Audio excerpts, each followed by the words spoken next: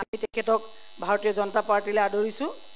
এয়া আপোনালোকৰ সন্মুখত আমাৰ সকলোৰে পৰিচিত কমল কুমাৰ মেধি ডাঙৰীয়া।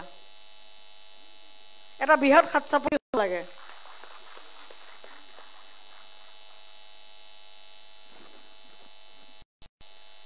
সকলোলৈকে নমস্কাৰ। ভাৰতীয় জনতা পাৰ্টিৰ অসম প্ৰদেশৰ সন্মানীয় সভাপতি ভৱেশ কলিতা ডাঙৰীয়া, অসম চৰকাৰৰ এগৰাকী জ্যেষ্ঠ কেবিনেট মন্ত্ৰী অতি শ্ৰদ্ধাৰ জয়ন্ত মল্ল বৰুৱা ডাঙৰীয়া, জ্যেষ্ঠ বিধায়ক প্ৰশান্ত ফুকন ডাঙৰীয়া, মোৰ দীৰ্ঘদিনৰ বন্ধু বিধায়ক মাননীয় মানৱ ডেকা ডাঙৰীয়া, পৰমানন্দ ৰাজবংশী ডাঙৰীয়া, অসম প্ৰদেশ বিজেপিৰ সাধাৰণ সম্পাদক দীপ্লু ৰঞ্জন শৰ্মা ডাঙৰীয়া, সকলোলৈকে ৰঞ্জিত প্ৰদীপ ঠাকুৰীয়া ডাঙৰ, আৰু প্ৰথমতে মোৰ ক'বলৈ আমাৰ ভাৰতীয় জনতা পাৰ্টিৰ অসম প্ৰদেশৰ সন্মানীয় তত্ত্বাৱধায়ক ৰবীন্দ্ৰ ৰাজু ডাঙৰীয়া, সাংগঠনিক সাধাৰণ সম্পাদক। মই শিকিব লাগিব, মই প্ৰথম আহিছোঁ, অকণমান শিকি ল'ব লাগিব। মই প্ৰথমতে আপোনালোক সকলোলৈকে আন্তৰিক কৃতজ্ঞতা আৰু ধন্যবাদ জ্ঞাপন কৰিছোঁ। মোক ইয়াত আহি থাকোঁতে সংবাদ মাধ্যমে সুধিছে যে আপুনি দল বাগৰা মানুহ এইবাৰ বিজেপিলৈ আহিলে। মই এইবাৰ বিজেপিলৈ আহোঁতে মোৰ কোনো প্ৰাক্তন সতীৰ্থ, মোৰ কোনো প্ৰাক্তন একেলগে কাম কৰা মানুহৰ পৰামৰ্শলৈ অহা নাই, অসমৰ কোনো বুদ্ধিজীৱীৰ পৰামৰ্শলৈ অহা নাই। মই এইবাৰ ভাৰতীয় জনতা পাৰ্টিত যোগদান কৰিছোঁ মোৰ গাঁৱৰ ঘৰত কাম কৰা বন কৰা বাইদেউগৰাকীৰ কথা মতে। মোৰ গাঁৱৰ মানুহৰ লগত কথা পাতি আহি আজি মই বিজেপি দলত যোগদান কৰিছোঁ। মোৰ অঞ্চলৰ প্ৰায়বিলাক উল্লেখযোগ্য মানুহৰ ঘৰে ঘৰে মই গৈছোঁ, যিসকলে মোক সৰুৰে পৰা শিক্ষাদান কৰিছিলে, মোৰ শিক্ষাগুৰুসকল, তেওঁলোকৰ ঘৰলৈ গৈছোঁ। সকলোৱে কৈছে যে তই বিজেপিলৈ যা। এনেইতো মানুহবিলাকে কথাটো নকয়। মোৰ ঘৰত যে বন কৰা, আমাৰ গাঁৱত বন কৰা মানুহগৰাকী, তেওঁ প্ৰধানমন্ত্ৰীৰ আৱাস যোজনাৰ ঘৰটো দিবলৈ যাওঁতে কোনো ৱাৰ্ড মেম্বাৰক তেওঁ মাতিবলগীয়া হোৱা নাই।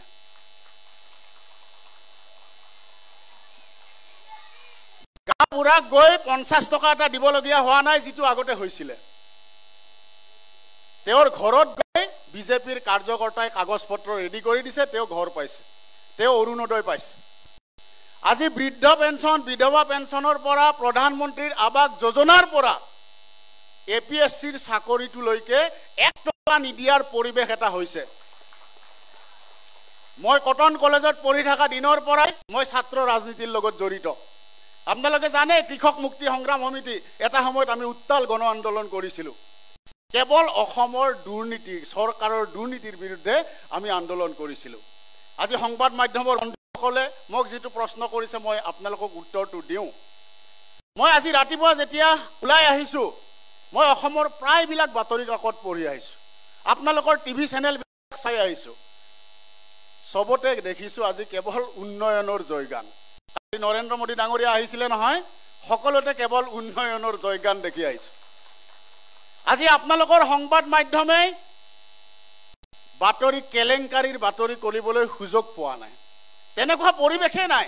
যদি আপোনালোকে কেলেংকাৰীৰ বাতৰি কৰিছে, তেনেহ'লে কোনোবা ঘোষ খোৱা মানুহ, 2 নম্বৰী মানুহক গ্ৰেপ্তাৰ কৰি বাতৰি কৰিছে।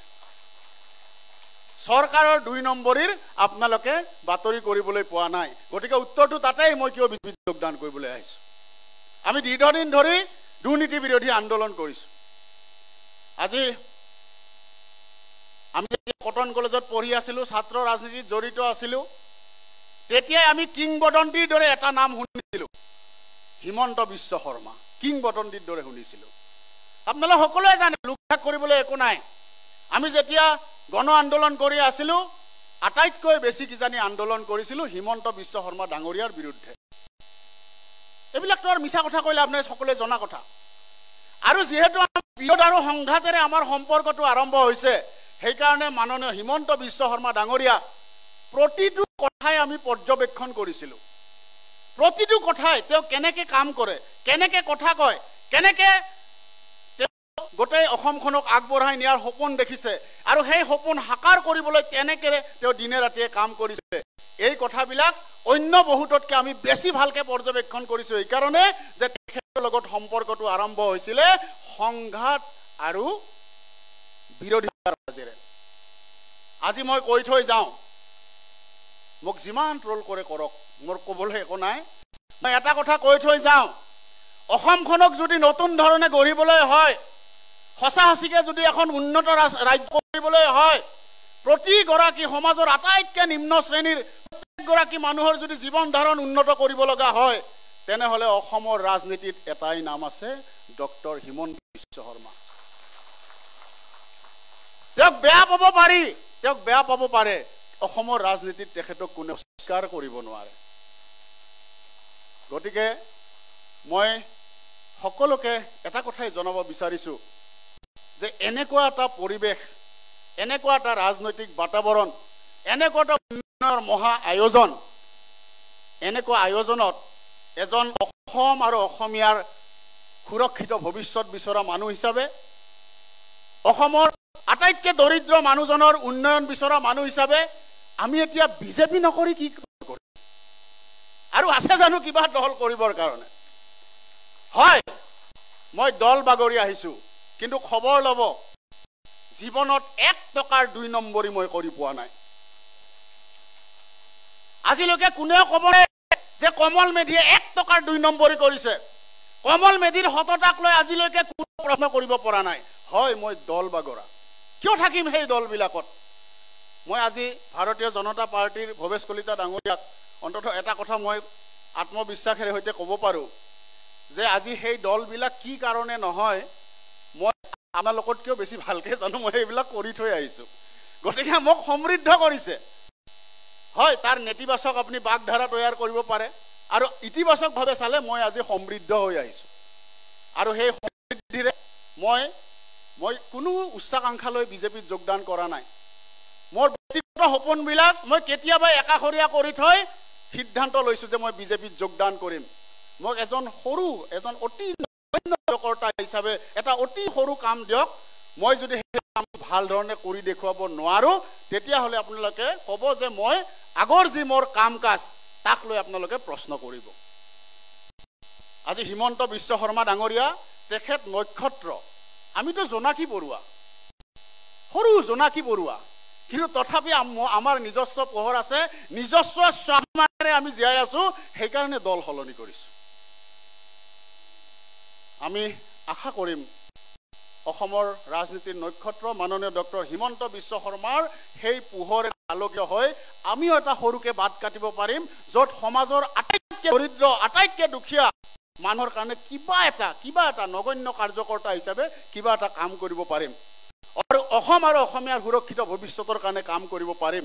আমাৰ দেউতাহঁতে অসম আন্দোলন কৰিছিলে, অস্তিত্ব ৰক্ষাৰ আন্দোলন কৰিছিলে। আজি অসমত এটা এনেকুৱা ৰাজনৈতিক বাতাবৰণ হ'ল যে আন্দোলন নকৰা অসমীয়া জাতিৰ আজি অস্তিত্ব ৰক্ষা পৰিছে। অসম আৰু অসমীয়াৰ সুৰক্ষিত ভৱিষ্যত এতিয়া বিজেপিৰ এই নতুন ৰাজনীতি আৰম্ভ কৰিছে। মাননীয় নৰেন্দ্ৰ মোদী ডাঙৰীয়া আৰু অসমৰ হিমন্ত বিশ্ব শৰ্মা ডাঙৰীয়া দুইখন চৰকাৰে উন্নয়নৰ সংজ্ঞাই সলনি কৰি পেলালে। সেইকাৰণে মই বিজেপি দলত যোগদান কৰিছোঁ। সকলোলৈকে ধন্যবাদ। আশা কৰিম মোৰ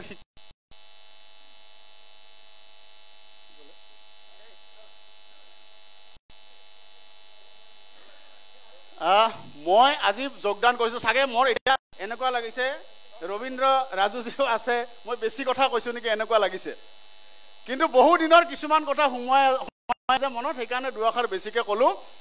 মই আজি যোগদান কৰিছোঁ, আজি সদস্যপদ লৈছোঁ। বিজেপি নামৰ এই প্ৰশান্ত মহাসাগৰত এটা মাত্ৰ জলকণিকা হিচাপে আজি মই আপোনালোকৰ পৰিয়ালত চামিল হৈছোঁ। মোক শিকাই বুজাই লওক, আপোনালোকে শিকাই বুজাই লওক, আপোনালোকে মোক জনা বুজা হোৱাৰ এটা সুবিধা দিয়ক। মই সাংঘাতিক কিবা বিৰাট জানি আহিছোঁ এনেকুৱা নহয়, কিন্তু এটা কথা খাটাং, এটা সৎ লৈ আহিছোঁ আৰু ইমান বছৰে সততাৰে জীৱনটো কটাইছোঁ। মোক ভাল ধৰণে আগবাঢ়ি যাবলৈ দিয়ক। সৰু কামেৰে, ডাঙৰ কাম নালাগে মোক, আপোনালোকক মই দেখুৱাই দিম যে মই কিমানলৈকে সততা কাম কৰিব পাৰোঁ। ধন্যবাদ সকলোলৈকে। আৰু পৰৱৰ্তী সময়ত যেতিয়া মই কথাবিলাক শিকি নিশ্চিতভাৱে আপুনি কোৱাৰ দৰে কথাবিলাক ক'ম। ধন্যবাদ।